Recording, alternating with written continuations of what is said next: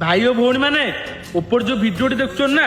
आपण मैंने तो जानी सोशल मीडिया बहुत हाइलाइट होगी घटना आज्ञा कौन जानते महाराष्ट्र घटना ये जो पुओ झील देखुं ये दुहे दुहे को बहुत भल पाउले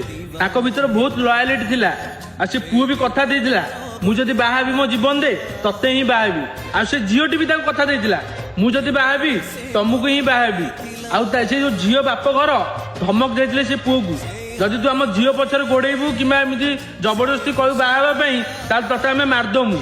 किंतु से पिलाटी सेटा भय न करिकी से झीओटी को से जहाँ भी लयली भल पाउला कथा देइतिला मु तते बाहा हेबी माने हेबी तो सी भल पाउले चलता से दी जन लयालिटी थिले तो दिने कौन है माने से पुओ जी सी माँ को छाड़िया स्टेशन जाइतिला तो फेरिला समय से झीर बापा आउ भाई आउ 4 जन सांग मिसिकी गुली करके मारिदेले आ मुंड को छेचिदेले पत्थर रे आ से पिलाटी जीवन टी चलीगला आज्ञा आ से झीटी देखी पारे से मला अवस्था जो पिला को भल पाला से पिला जो मरीगला कतिर से सिंदूर पिंधिला हलदी पानी गाधेला मुझे सब झील मान एति कहबी जब भल पाइबा शिखबार अच्छी ना ये भौन टू शिख से कथा देते माने से मला अवस्था भी से बाहर आ सी कहले मु आम घर को जीविनी मुझे घरे ही रही मो शाशु घरे ही रही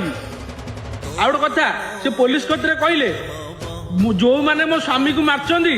से बापा हो भाई हो झी हो फांसी दंड दि जाऊ आज्ञा ये भिडियो एतिकी शेष समय एति कहना चाहूँगी यदि एमती हम ताले भल पाइबा शब्दटी आज्ञा उठीज आ से झीर बापा माँ को मुझे कहबी गोटे निरीह पिलार जीवन नहीं कौन खुशी रहिल से झीटी तमर कौन है कि झीटी जीवन सारा कांदिला कौन लाभ पाइल तो मुझे कहबी भिडियो मध्यम जो मैंने भल पाँच जो झील भल पाँच जो पुओ भल पाँच आज्ञा सी यदि दुहे दुहे को चाहूँ चाहिए दियो सी तो भल पाउन ना जो तुम्हें खुशी चाहूच दी जन बाहा कर दियो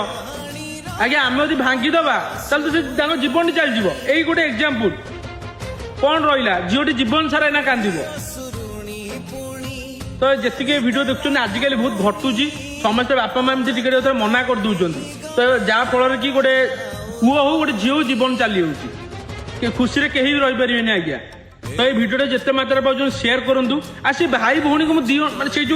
जो भाई आ जो भौणी जे भल पाते जो भाई मुझे साल्यूट मारि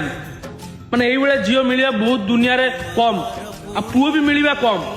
बहुत लयल थे आज्ञा गोटे पुओर जीवन चलीगला आ से झीटी हाथ छाड़लानी आ से पुओटी भी पछेलानी भल पाइबा।